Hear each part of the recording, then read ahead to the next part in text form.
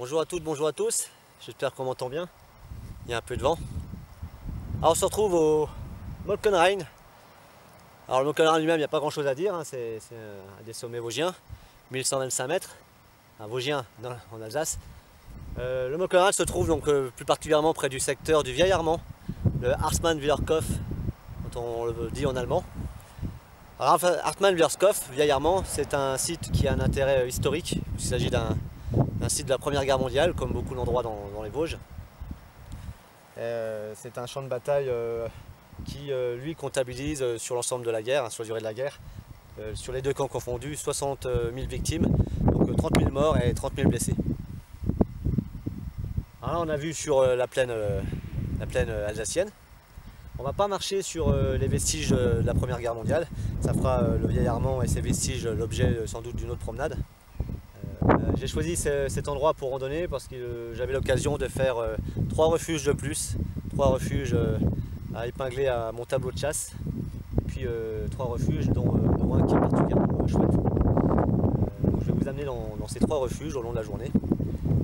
L'autre intérêt de la randonnée d'aujourd'hui, c'est qu'elle nous fait marcher essentiellement sur le GR5 et un de ses dérivés.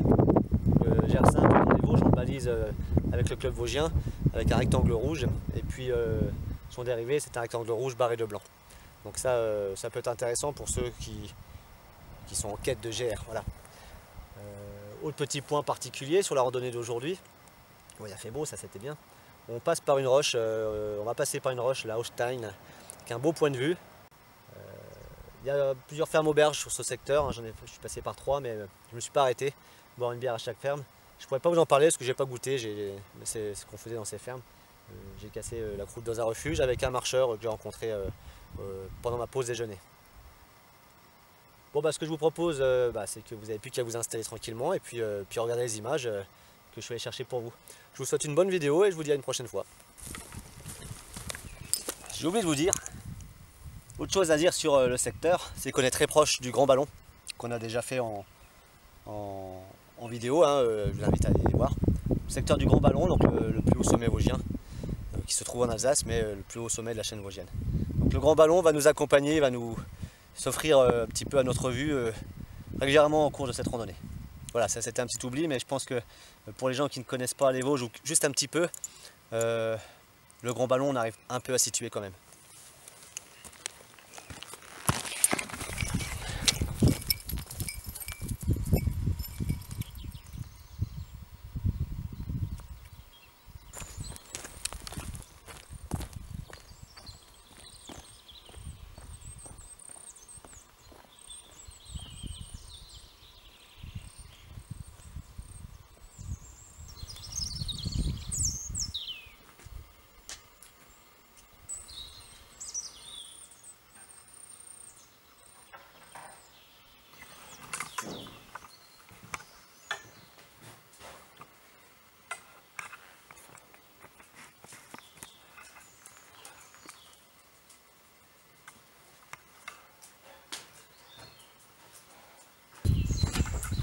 Alors celui-là, ça va être le 125e abri que je visite sur le massif.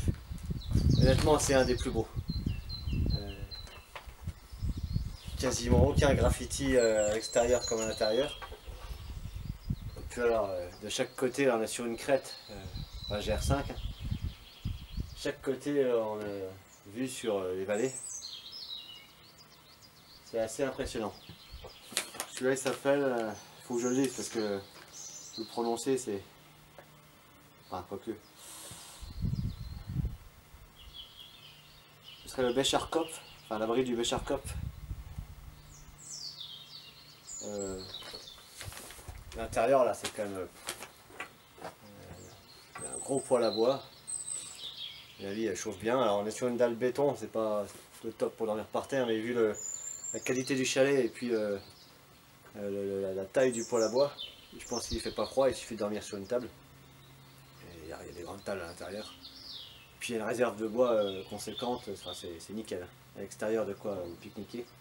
D'ailleurs il est 12h30 et je vais manger au prochain, mais je vais manger à celui-là.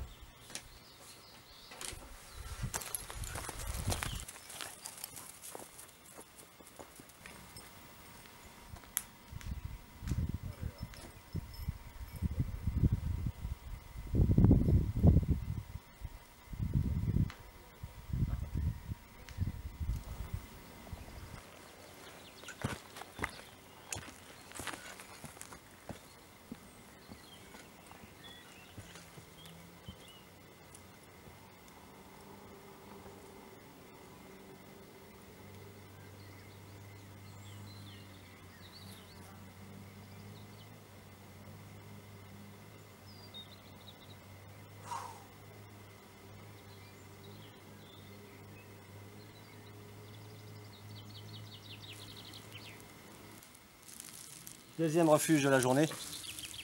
On est à l'abri du Ray Brunel. Donc, on peut voir qu'apparemment c'est le club vosgien qui l'a aménagé. On a un panneau indicatif. Aménagement réalisé pour vous, amis randonneurs, laissez-les propres, merci. Club vosgien de Tannes. On va aller le visiter.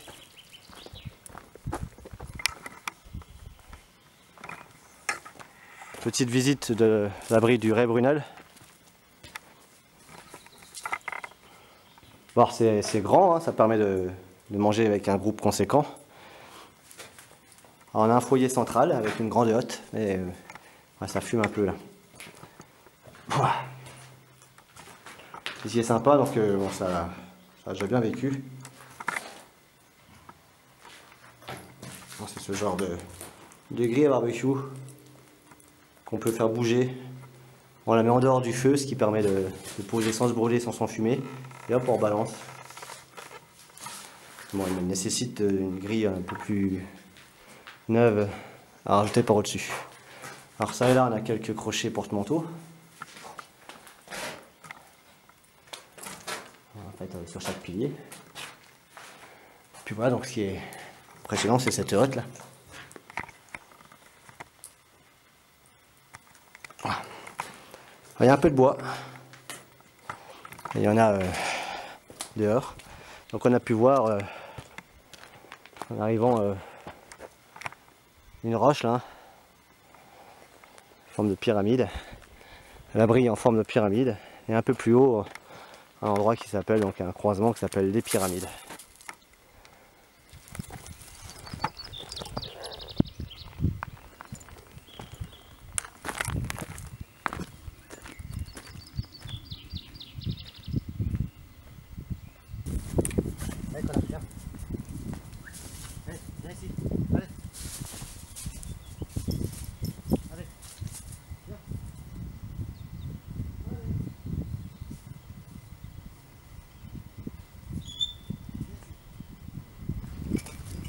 Troisième abri de la journée, l'abri de la triade.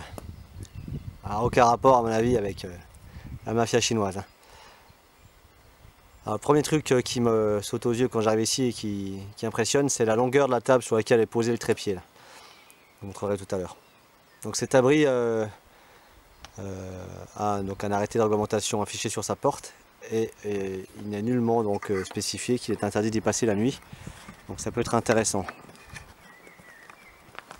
Ah, je recule un petit peu. Voilà.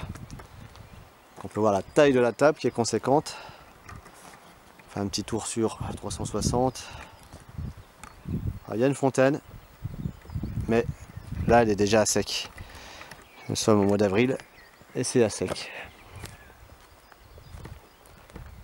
Alors on va visiter. Hein. Bon, là-bas un petit espace barbecue avec sa grille. Donc on peut voir que l'abri est en deux parties. Partie préau. Là aussi avec une table de bonne taille, hein, des bancs. On va rentrer. Bon, c'est spartiate, hein. Par terre c'est de la dalle. Voilà. Bon, on peut dormir sur les tables. Bon bois massif. Et puis on a une cheminée qui est plus bon, un barbecue en fait, hein, les barbecues de supermarché, là, de grande surface de bricolage. Pas certain qu'en hiver je dormirai ici, ça ne doit pas dégager une grosse chaleur. Par contre, effectivement, en été, quand on n'a pas besoin de feu pour se chauffer, pourquoi pas. Dans ce cas-là, s'il fait bon, c'est pas mon cas, mais je pense que les utilisateurs de hamac y trouveraient leur compte. Je pense qu'il y a moyen d'accrocher le hamac là-dessus, là. Il y a moyen. Donc pas besoin d'utiliser donc un tarp pour se protéger de l'humidité.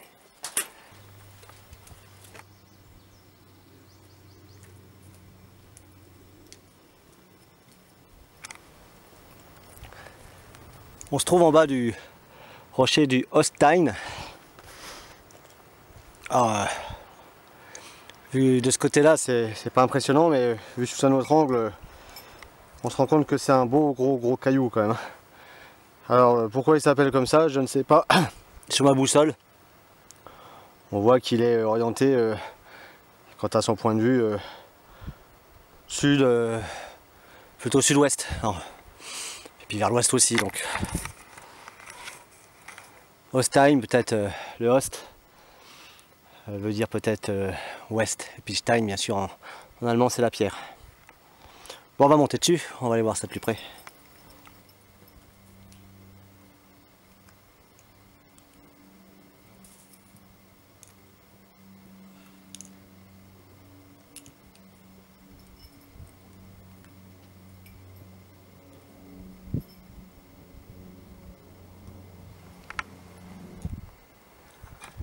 Au haut du rocher du Holstein, on trouve un banc. Bon, c'est sécurisé par un grillage tout autour. Parce que là, la gamelle ferait super mal à mon avis. Donc on a quand même une belle vue. Alors, on peut pas vraiment dire à 360. On est plutôt sur du 180. Derrière moi, c'est la forêt. Mais on a quand même vue sur les vallées, hein, plus bas. Et bah, sur une ligne de crête vosgienne. Alors, une partie de ces sommets qu'on voit un peu au loin. Je vois par exemple la tête du Russier là, au loin. Ce sont des sommets que j'ai déjà parcourus. Là, je vais zoomer par exemple, alors, le plus pointu qu'on voit là-bas. C'est le Grand Ballon, appelé aussi ballon de Gabulaire. J'ai déjà fait des vidéos dans le secteur là-bas. Et puis si on plonge un petit peu, on voit une ferme. C'est la ferme auberge du Holstein. Donc sur cette ferme, je ne dirai rien puisque je n'ai jamais mangé.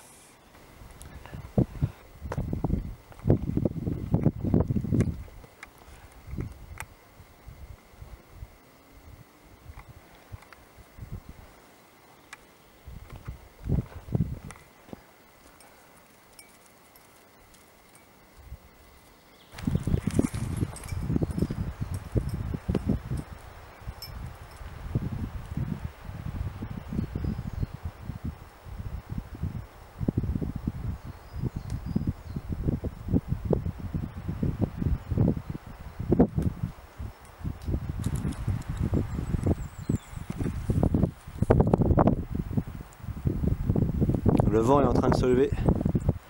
On est en fin de parcours, hein, il reste peut-être 20 minutes, une demi-heure.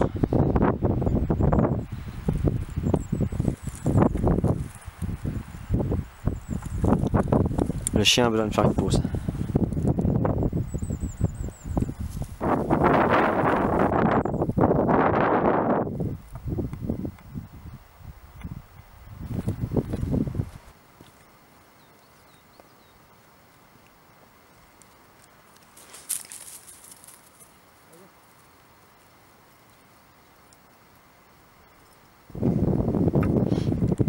Ce que je suis en train de faire là, c'est pour la deuxième fois de la journée. Je monte le Molkenrain. Alors ce matin j'ai monté par son versant est. Puis là donc, parce qu'on fait une boucle aujourd'hui, je suis en train de monter le versant nord, qui est nettement plus long et plus abrupt que le versant est. Et en fin de parcours, ça pique.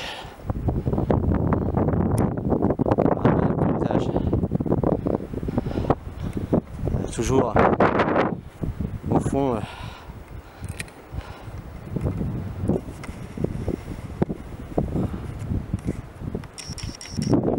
le Grand Ballon.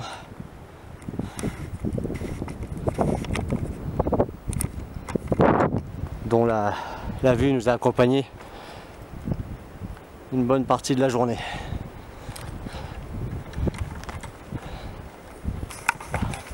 Ah, on arrive sur le sommet et c'est pas trop tôt. Et puis comme ça on a vu sur la plaine alsacienne et sur la ferme auberge plus bas du Molkenrain où je suis passé tout à l'heure. On vient un peu sur nos pas.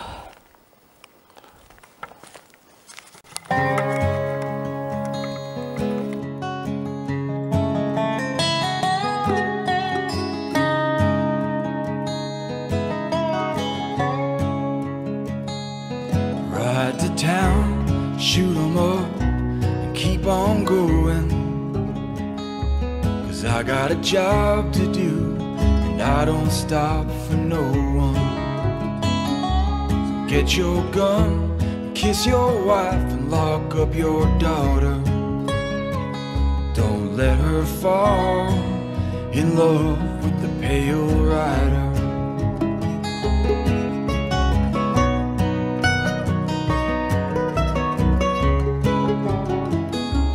Many men have quickly found I'm unforgiving. They say dying ain't no way to make a living.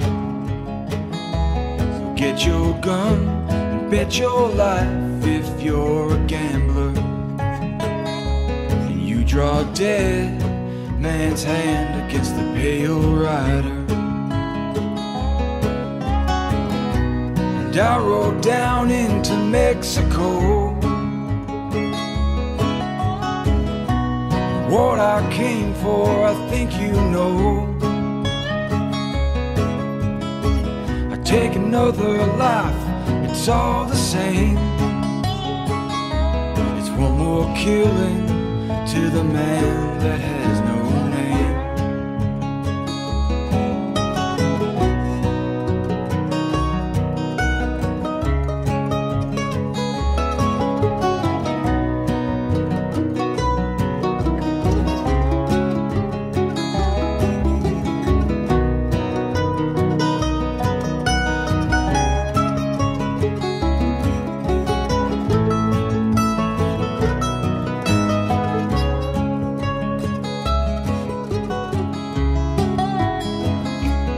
Ride to town, shoot 'em up and keep on going. 'Cause I got a job to do and I'll be gone come morning. Get your gun and kiss your wife and hug your daughter. Tell her you're off to meet the pale rider. Don't let her fall in love with the pale rider. And I rode down into Mexico. What I came for, I think you know. I take another life, it's all the same. It's one more killing to the man that has no name. It's one more bullet